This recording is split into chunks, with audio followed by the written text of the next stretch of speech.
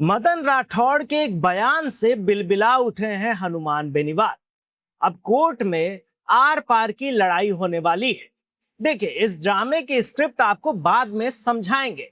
पहले उस जड़ को समझिए जिसने जयपुर से लेकर नागौर तक रातों की नींद उखाड़ रखी है।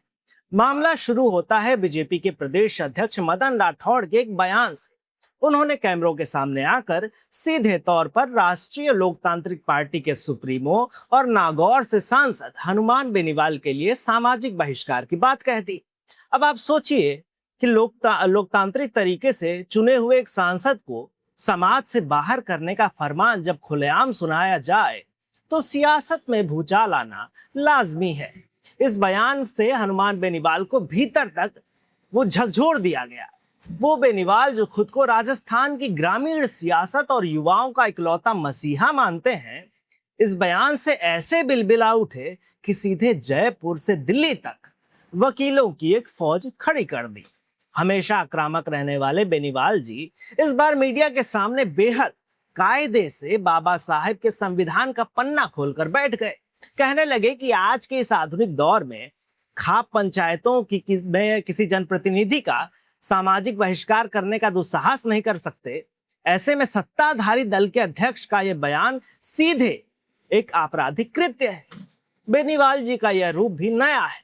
जो नेता अपनी रैलियों में लाठी डंडे और कड़े तेवर के लिए जाना जाता हो, वो आज देश के सबसे बड़े वकीलों के संपर्क जो है उनसे साध रहा है ताकि बयान का वीडियो फुटेज खंगाला जा सके, तकनीकी कमियां ढूंढी जा सके और एक ऐसा मानहानि का मुकदमा ठोक दिया जाए कि विरोधी खेमे के पसीने छूट जाएं।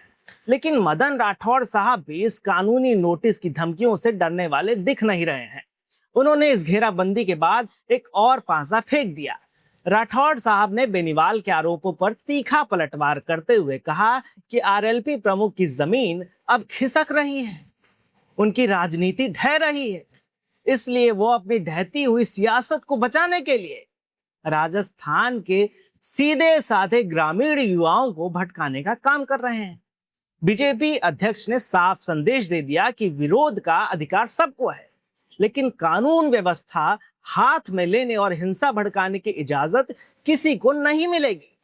तो मूल मामला यही है साहब कि एक तरफ वो सत्ता है जो बातों में बहिष्कार जैसे शब्दों का इस्तेमाल कर देती है, और दूसरी तरफ वो विपक्ष है जो अपनी साख बचाने के लिए हर बयान को बड़ा अदालती इवेंट मान बैठता है।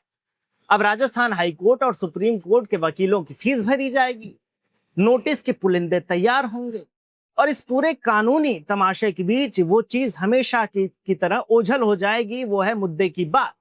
मुद्दे की बात दब जाएगी। खैर, इस पर आपकी क्या राय बनी है? जो भी राय बनी हो हमें कमेंट में जरूर बताइएगा। तब तक देखते रहिए राजस्थान वन।